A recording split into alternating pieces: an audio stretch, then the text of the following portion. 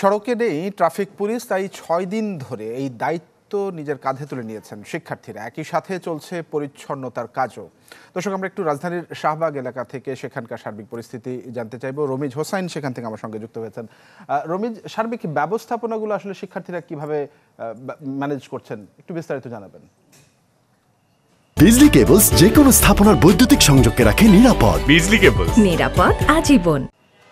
তানভীর, আসলে আমরা সকাল থেকে দেখেছি আজকে যেহেতু সপ্তাহের প্রথম কর্মদিবস রবিবার এবং এর আগে কিন্তু দেশের একটা অস্থিতিশীল পরিস্থিতি ছিল। এখন কিন্তু পরিস্থিতি গত এই যেই অন্তর্বর্তীকালীন সরকার, এনারা কিন্তু সরকার গঠন করার পর থেকে কিন্তু যেই অস্থিতিশীলতা সেটা কেটে গেছে, কিন্তু সড়কে কিন্তু আজকে কিন্তু অন্যান্য দিনের তুলনায় যানবাহনের বেশ চাপ আমরা লক্ষ্য করেছি। আমি এখন রয়েছি রাজধানীর শাহবাগে।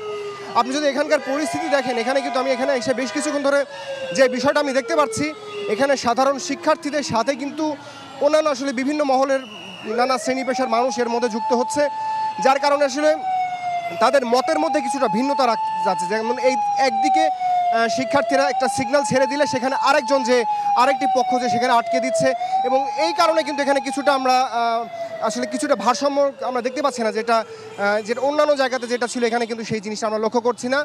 এছাড়া কিন্তু এই সব কিছু মিলে সব ঠিক আছে। এছাড়া এই যেই শিক্ষার্থীদের সাথে আমরা দেখেছি সাধারণ মানুষ এবং যারা অন্যান্য স্বেচ্ছাসেবী সংগঠনগুলো রয়েছে এবং আনসার সদস্যরা রয়েছে, সবাই আসলে চেষ্টা করছেন আসলে এই যেই যানজট পরিস্থিতি এটা কিছুটা স্বাভাবিক করার জন্য, কিন্তু আসলে তারা কিন্তু বেশ বেগ পেতে হচ্ছে। আমি এর আগে আপনাকে তানভীর যেটা বললাম যে তাদের মধ্যে কিন্তু যেহেতু সাধারণ মানুষ এর মধ্যে যুক্ত হয়েছে এবং অন্যান্য বেশ কিছু বয়স্ক মানুষকে আমরা দেখছি, আসলে তারা আসলে শিক্ষার্থীদের সাথে এসে তারা বেশ কিছু সিদ্ধান্ত নিচ্ছে, যার কারণে এই সমস্যাটা এখানে সৃষ্টি হচ্ছে বলে আমাদের আসলে যারা আমরা এখানে দেখছি বা কাজ করছে যারা আনসার সদস্যরা, তারা আসলে আমাদেরকে সেভাবে বলছেন।